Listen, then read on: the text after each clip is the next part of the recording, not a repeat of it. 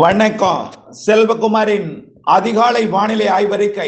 அதிகாரப்பூர்வ வானிலை அறிக்கைக்கு இந்திய வானிலை ஆராய்ச்சித்துறை அறிக்கையை பார்க்கவும். 2026 ஏப்ரல் 21 செவ்வாய்க்கிழமை அதிகாலை நிலவர வானிலை பதிவு. உயரழுத்தம் மெல்ல விலகி கொண்டிருக்கிறது. இருந்தாலும் நிலநடுக்கோட்டு இந்திய பெருங்கடலில் இருந்து வரக்கூடிய நீராவி காற்று படிப்படியாக தமிழ்நாட்டில் நுழைந்து வடக்கு வடமேற்கு திசை நோக்கி பயணிக்க தொடங்கி இருக்கிறது. இந்த காற்றின் போக்கு ஆந்திர பிரதேசம் மற்றும் தெலுங்கானாவிற்கு உடனடியாக மழைப்பொழிவு கொடுப்பதற்கும் தமிழ்நாட்டிற்கு வெப்பத்தை தணிப்பதற்கும் மேகமூட்டம் உருவாவதற்கும் சாதகம் ஏற்படுத்தி இருக்கிறது. இருந்த போதிலும் மேற்கு மாவட்டங்கள்ல வெப்பம் கொஞ்சம் தொடர்ந்து கொண்டுதான் இருக்கும். தேர்தல் நாள் வரைக்குமாவது 25ஆம் தேதி வரைக்கும் 100 டிகிரியை ஒட்டியே இருக்கும். மேற்கு மாவட்டங்கள் 100 டிகிரி கொஞ்சம் மேலேயே போகும். 26ஆம் தேதியிலிருந்து மேற்கு மாவட்டங்களும் குளிர்ந்துவிடும். குளிர்ந்துன்னா குளிர்ச்சி ஆயிடாது. வெப்பம் அதிகமாக அனலாக இருப்பது இந்த மாத இறுதி நாட்கள்ல நல்லாவே குறைஞ்சிரும். மே மாதம் இன்னமும் குறைஞ்சிரும். மே மாதம் போலவே தெரியாம மே மாதத்துல மேகமூட்டமும் ஆங்காங்கே மழை பொழிவையும் கொடுக்க போகிறது. இந்த வானிலையில மாற்றம் ஏற்பட போகிறது. ஆனால் இப்பொழுதைக்கு கடலோர மாவட்டங்களில புழுக்கமான வானிலை, அதாவது உப்புசமான வானிலையும் மேகமூட்ட வானிலையும் கொடுத்து கொண்டிருக்கிறது. இன்றைக்கு அதிகாலை கூட தென்கிழக்கு தெற்கு திசையிலிருந்து வீசக்கூடிய காற்று தென் மாவட்டங்களின் கடலோர பகுதி, டெல்டாவின் தெற்கு பகுதி மற்றும் டெல்டாவின் கடலோர பகுதிகளில் மேகமூட்டத்தை ஏற்படுத்தி கொண்டிருக்கிறது.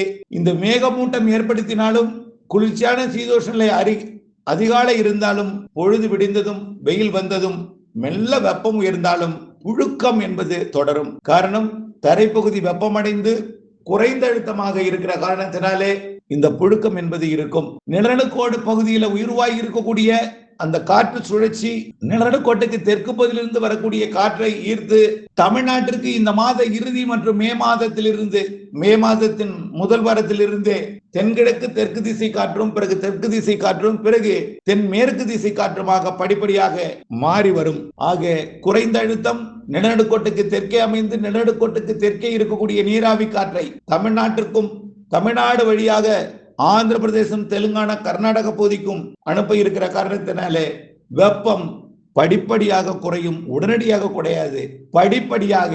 ஆக 106க்கு போனது 101, 102 என்று குறையும்.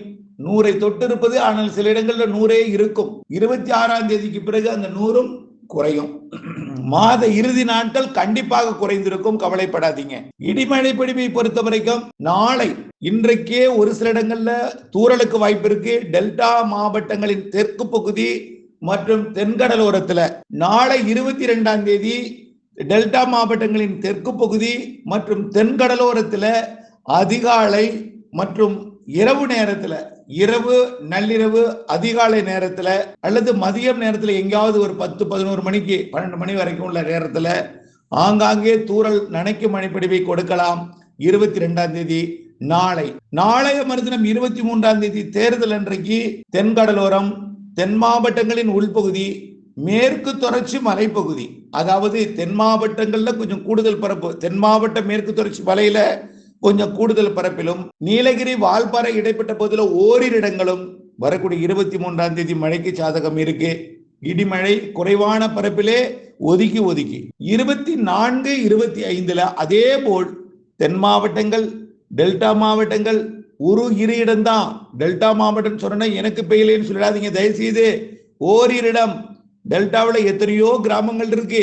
அத்தனை கிராமங்களில் இல்லாமல் ஓரிரு இடங்கள்ல நீங்கள் பார்க்கும் அளவிலே உங்கள் ஊருக்கு அருகிலோ அல்லது உங்களுக்கோ தூறல் நனைக்கும் மழைப்பொழிவை 25, 26 தேதிகளில் கொடுக்கும். படிப்படியாக அடுத்தடுத்த நாட்களிலே மாத இறுதி நாட்கள்ல தென் மாவட்டங்களின் உள்பகுதி, ஒட்டுமொத்த மேற்கு தொடர்ச்சி மலை மாவட்டங்கள், மாத இறுதி நாட்கள்ல கர்நாடக எல்லையோர மாவட்டங்கள், கிருஷ்ணகிரி, தர்மபுரி மாத இறுதி நாள் ஏப்ரல் இறுதி நாட்கள் கிருஷ்ணகிரி, தர்மபுரி, சேலம் மற்றும் நாமக்கல், ஈரோடு, நீலகிரி போன்ற பகுதிகளுக்கும், நீலகிரி முதல் கன்னியாகுமரி வரைக்கும் உள்ள கேரள எல்லையோர மாவட்டங்களுக்கும் மழைப்பொழிவை கொடுக்கும். படிப்படியாக அது திருவண்ணாமலை, திருப்பத்தூர் மற்றும் வேலூர், கள்ளக்குறிச்சி, கடலூர் மாவட்டத்தின் மேற்கு பகுதி, திருச்சி, பெரம்பலூர் என்று கொஞ்சம் கொஞ்சமாக கிழக்கு கரைக்கு வரும். ஆனால் சென்னை, திருவள்ளூர், செங்கல்பட்டு, மற்றும் விழுப்புரம் மாவட்டத்திற்கு போராடி வரும் வாய்ப்பு கொஞ்சம் தாமதம் ஏற்படும். கடலூர் மற்றும் மயிலாடுதுறைக்கு வடக்கே, மயிலாடுதுறைக்குமே கொஞ்சம் லேட் ஆகும்.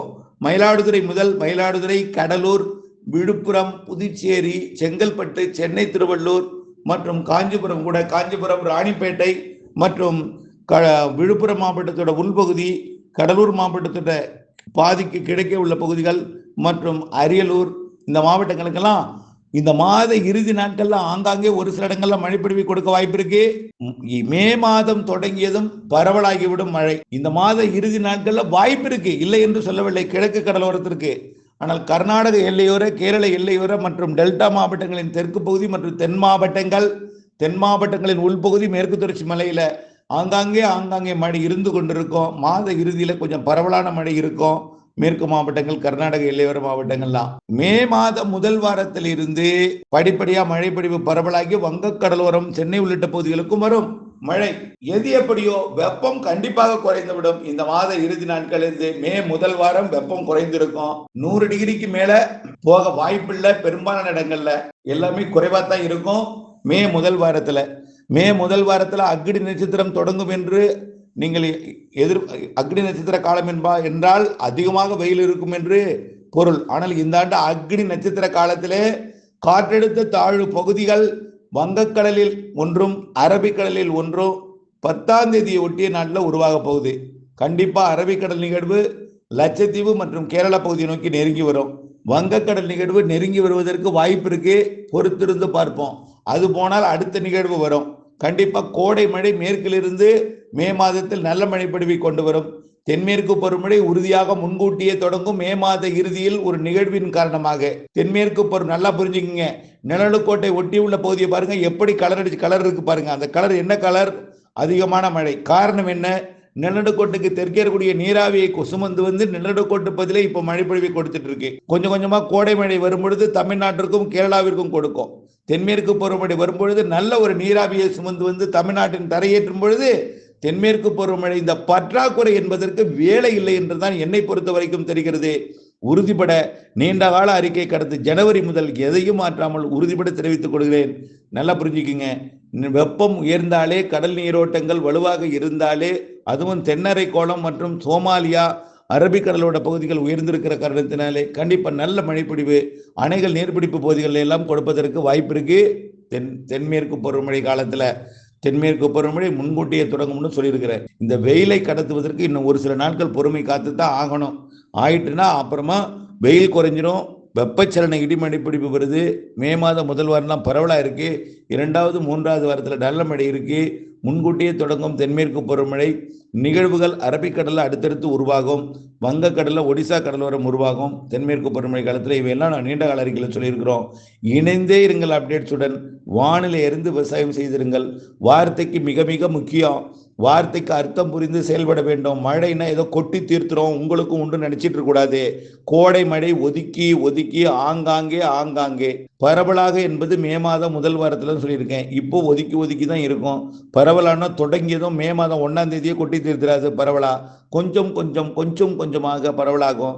வெப்பம் தணிவதே ஒரு வரப்பிரசாதம் என்பதையும், மே மாதம் முதல் வாரம் இந்த மாத இறுதி நாட்கள் வெப்பம் புனைந்திருப்பதே பெரிய வரப்பிரசாதம் என்பதையும் நினைவில் கொண்டு வானிலை அப்டேட்ஸோட இணைந்திருந்து வார்த்தைக்கு வார்த்தை அர்த்தம் புரிந்து இணைந்திருக்க அன்போடு கேட்டுக்கொள்கிறேன். நன்றி.